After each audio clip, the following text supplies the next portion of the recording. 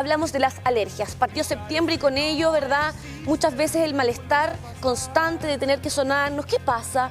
¿Por qué es de los meses más complicados alérgicamente hablando? En lo que vamos a tratar con nuestro experto especialista, el doctor Óscar Venegas, inmunólogo, director del centro ISCAR. ¿Cómo está, doctor? Qué bueno que pueda hoy día estar con nosotros comentando sobre esta afección que a muchos nos molesta. Buen día. En primer lugar, contento del amanecer de hoy día.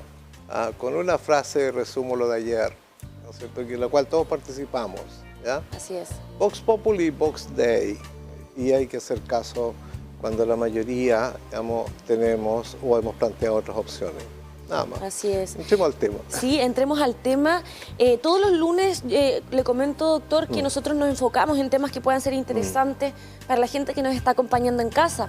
Y por lo mismo me gustaría, bueno, agradecer esas flores que nos trae para, obviamente, ejemplificar sobre las alergias, qué tan protagonistas son esas maravillosas flores que, por ejemplo, tenemos ahí y cómo poder definir el concepto de lo que son las alergias.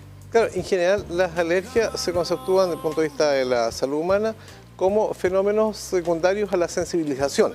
Primero, uno se sensibiliza a lo que llamamos un alergeno, que es una sustancia que puede ser un alimento, que puede ser algún contaminante ambiental de la casa o, como vamos a hablar hoy en día, un contaminante ambiental de exterior, como son los pólenes en esta época del año, que ya empezamos nosotros a notarlo, por ejemplo, en los vidrios de las ventanas, ¿no es cierto? Increíble cómo se han adherido, o en los vehículos, ¿no es cierto? Una capa de polen que no es polvo, un polen amarillito que lo empezamos a notar, digamos, desde mediados de agosto y ahora ya es bastante fuerte. Y ahí hay un tema importante a dejar claro. Las flores no todas generan problemas de alergenicidad a través de sus pólenes. Porque hay dos tipos de flores y por eso me atreví a traer algo de ornamento.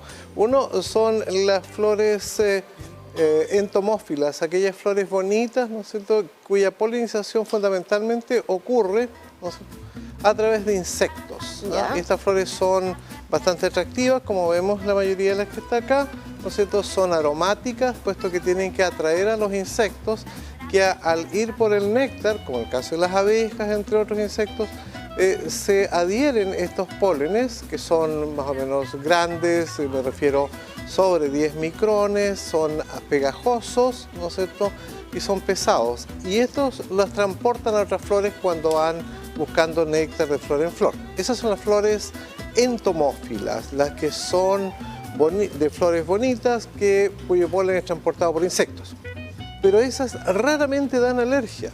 Las flores que dan alergia son las flores, por decirlo en forma más amable, poco agraciadas, ¿no? Tiene que ver entonces con justamente porque lo conversábamos tras el programa, y las flores que son estéticamente menos bonitas, menos atractivas, son las que más ocasionan alergia. Así es, puesto que la polinización ocurre a través de la aerotransportación, a través del aire, ¿no es cierto? Estas se llaman flores anemófilas. Es el aire el que transporta, porque sus pólenes son pólenes pequeños, ¿no es cierto? Son livianos y no son pegajosos. Son aerotransportados.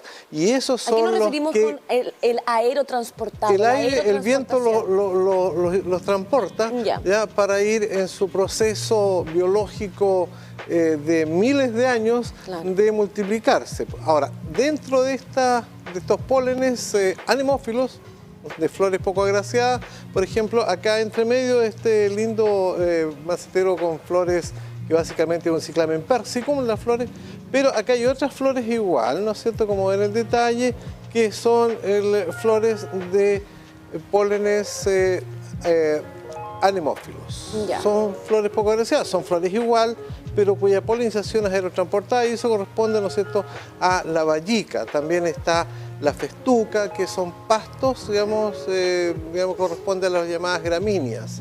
Pero también están las malezas, que también tienen pólenes, que también son transportados por vía aérea, por el aire. Y de esa forma, estos pólenes pequeños, ¿no es cierto?, los inhalamos. Ahora, todos inhalamos pólenes. No es que los pólenes vayan a buscar a la gente alérgica. A uno u otro, sino que todos obviamente, naturalmente, estamos expuestos a respirarlos, ¿no? Claro, la diferencia, Connie, la audiencia, está en las personas que tienen sensibilidad a algunos polen. Esas son las que desarrollan en el tiempo inflamación. Claro, ¿cómo saber quiénes somos los más sensibles? Con los síntomas, obviamente, de las alergias, ¿no? Lo primero es, en todo quehacer médico, es la clínica. Son los síntomas que básicamente en este caso es congestión ocular, picazón, ojitos rojos, congestión nasal, estornudo, descarga nasal, rinorrea, que se le llama de moco, vía posterior hacia atrás, y sobre todo una tendencia a la respiración bucal, ¿ya? Porque la nariz está tapada. Y un tono de voz, que lo empiezo a cambiar yo ahora, ¿ya?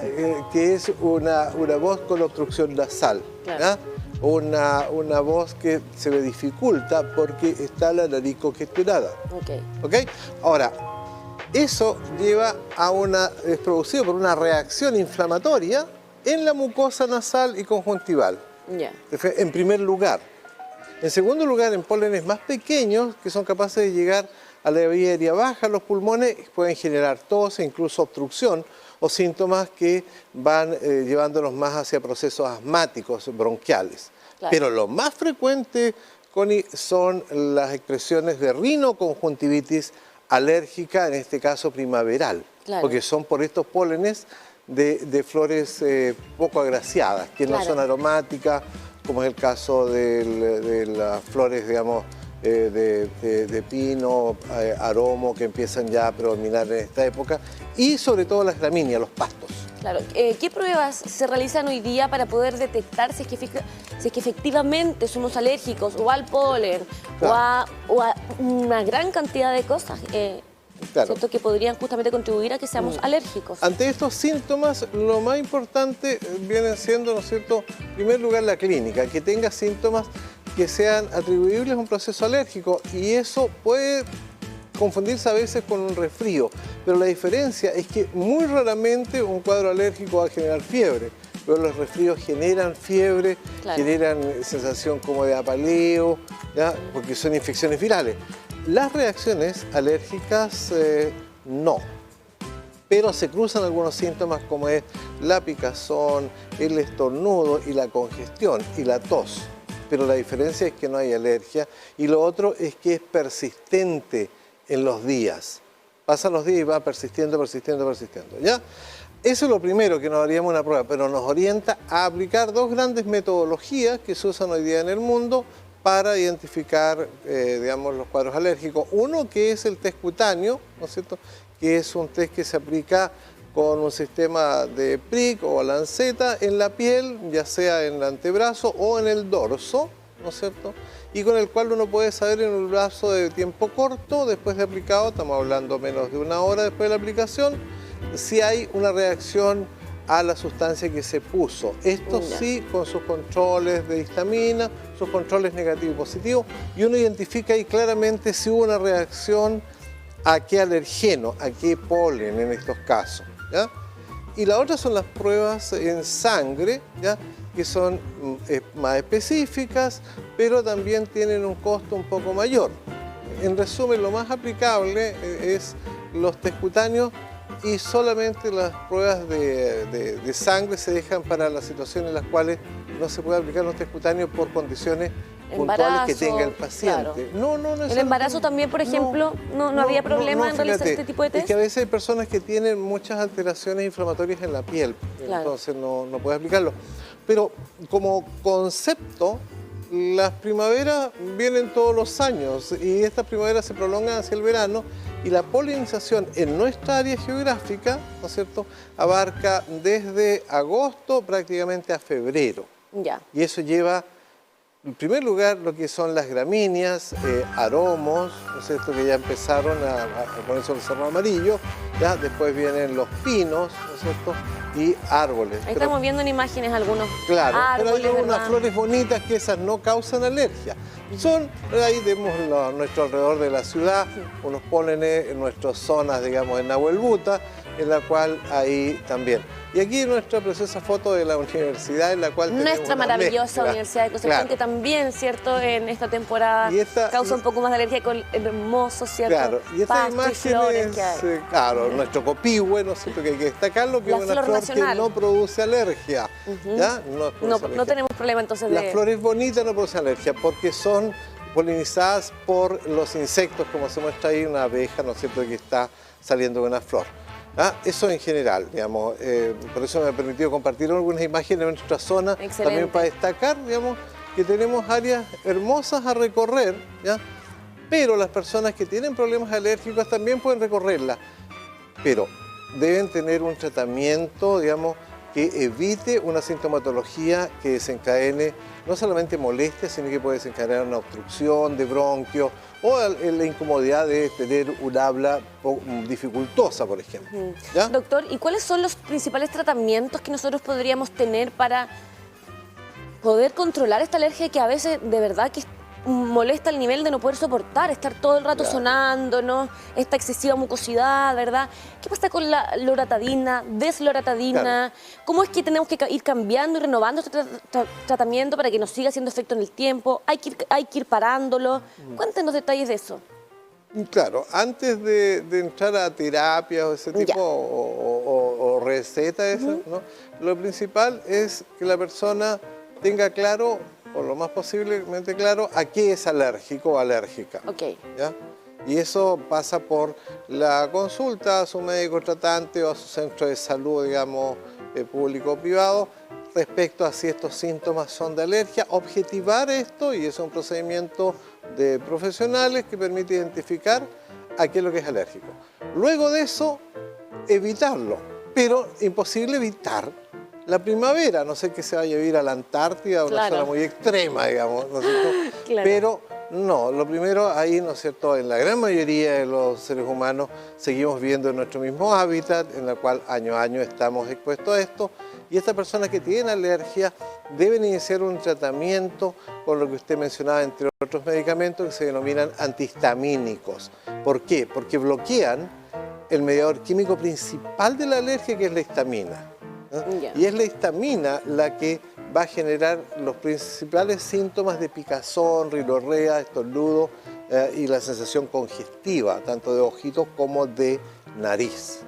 Y esto tanto en niños como en personas adultas, incluso personas adultas mayores también tienen exacerbaciones de síntomas cuando tienen alergias primaverales.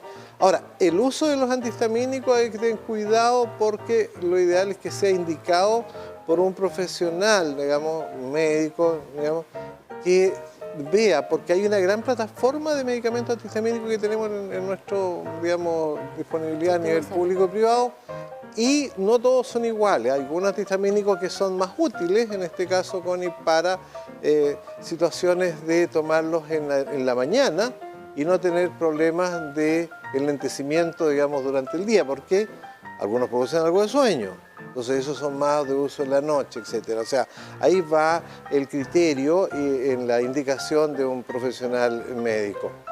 Y el otro aspecto, ¿no es cierto?, es la inmunoterapia. Ya cuando se sabe que la persona tiene una alergia y esta alergia es muy rebelde, muy sintomática, una vez evaluado, se puede, ya identificado el alergeno, los alergenos, se puede hacer una terapia con vacunas para desensibilizarlo.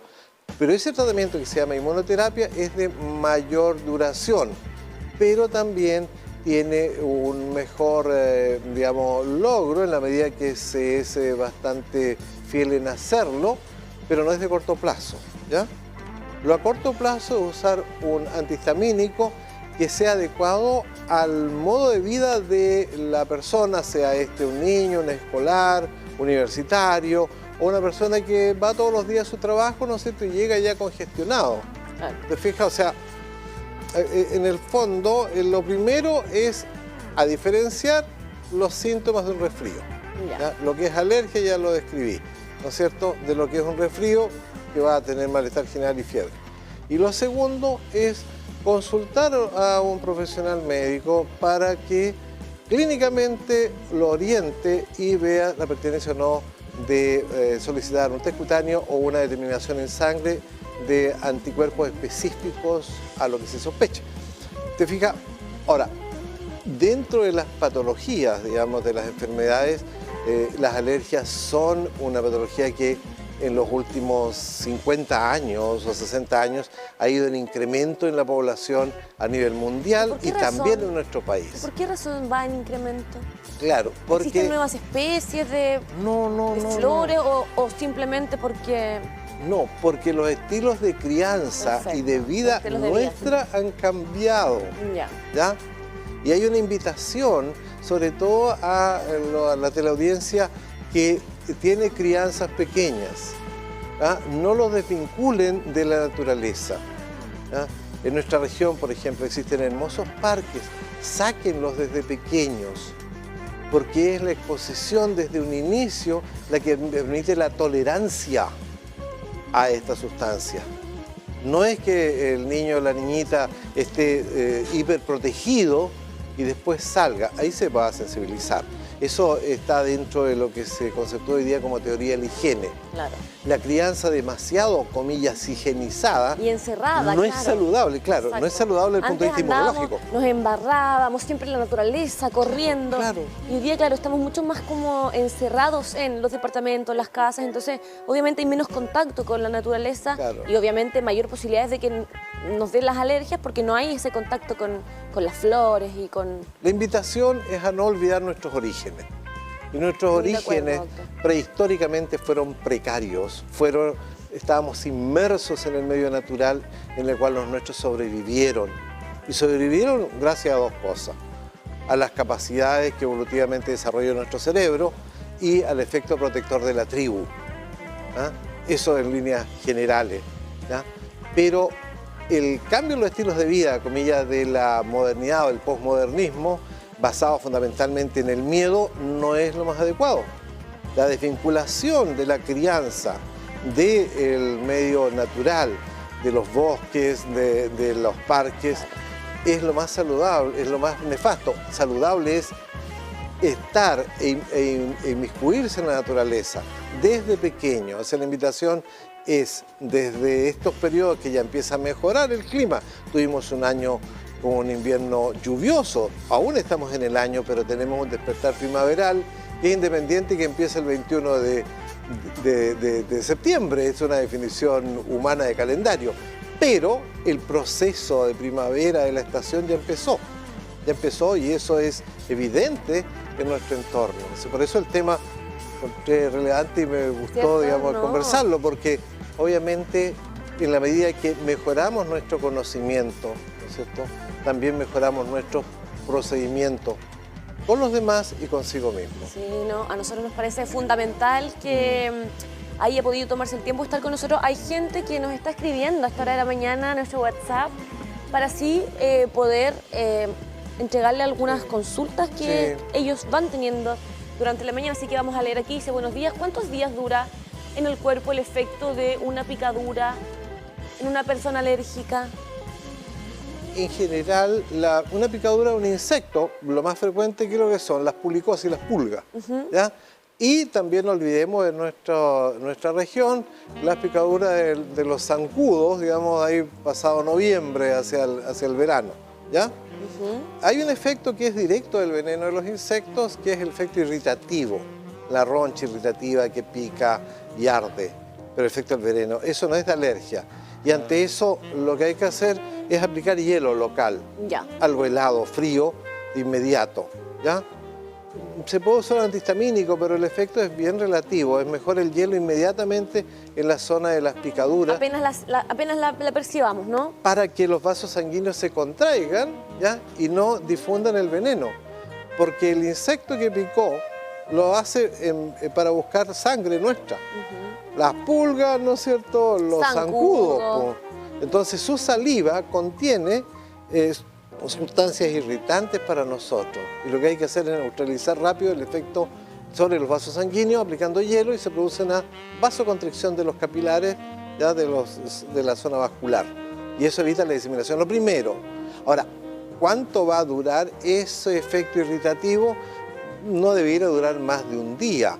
Ahora, si esto persiste mucho tiempo, ahí uno podría estar pensando que hubiera un cuadro alérgico subyacente a la picadura. ¿Te fijas? Pero eso también tiene que ver con la evolución. Pero lo primero antes de la picadura de insectos en nuestro medio es aplicar hielo local. Eso, entonces, el mejor consejo que nos puede dar nuestro especialista. ¿Vamos con otra pregunta, doctor? Vamos. Pues. Va. Dice, hola, buenos días. ¿A qué edad se desencadenan las alergias? En general, la gente, buenas preguntas. No, bien. Cierto, qué bueno que participen. Nos gusta que participen. Claro, por ejemplo, en ese sentido, no, interesante este sentido. Mira, la edad a la cual se puede generar un cuadro alérgico es desde la etapa de lactante, ¿ya? Porque es un proceso de sensibilización que muchas veces, por ejemplo, en el caso de alimentos, puede ocurrir y se ha ido investigando hoy en día a través de la alimentación de la madre, puede inducir una reactividad alérgica a futuro en el lactante, ¿ya? Por eso es importante, digamos, y destaco en otro aspecto, el control profesional del embarazo, de la gestación, ¿ya? Y el otro aspecto, ¿no es cierto?, tiene que ver con el control pediátrico del niño, ¿ya? El médico que mejor va a conocer, o la médico que mejor va a conocer la salud del niño es su pediatra. Y el consejo para las mamás y los papás es no picotear dentro del mundo pediátrico. Digamos, actívense con un pediatra y tenga una buena relación con él, porque ese conocimiento es entre ese lactante y el médico tratante del niño, que es el pediatra. Ahora, ¿qué tan precoz puede ser una reacción alérgica en un niño? Puede ser incluso dentro del segundo o tercer mes de vida, puede ya tener reacciones, por ejemplo, a algunos alimentos, y por eso el privilegio de amamantar. Ese es otro aspecto importante que quiero destacarlo. En la salud del niño, la lactancia materna es fundamental, ¿ya? Y por algo se llama etapa de lactante, el que lacta. Recuerden, en el primer año de vida se habla de alimentación complementaria al privilegio de amamantar de la madre al hijo, ¿ya? Eso se ha estudiado y tiene un efecto protector, no solamente en retardar, sino que atenuar la expresión de enfermedades alérgicas en la infancia. Eso también quiero plantearlo. Así que de precocidad puede ser bastante precoz la expresión de un cuadro alérgico. Doctor, le agradecemos de verdad la posibilidad de que haya podido hoy día acompañarnos en este día tan especial para nuestro programa, donde siempre priorizamos el tema de la salud, donde la gente pregunta y donde obviamente van conociendo y entendiendo cosas tan importantes como combatir nuestras alergias en esta época del año. Así que tenga una gran semana y nos vemos en una nueva oportunidad. El agradecido soy yo de compartir, digamos, con la comunidad en la cual uno vive, ¿ya?, a través de un medio de comunicación que no solamente entretiene, educa, como es la radio y televisión de la Universidad de Concepción. Muchas gracias. Gracias a usted, un hermoso día. Nosotros junto a nuestro doctor entonces nos vamos a una pausa comercial para ya seguir compartiendo con ustedes este día importante que tiene que ver con nuestra salud.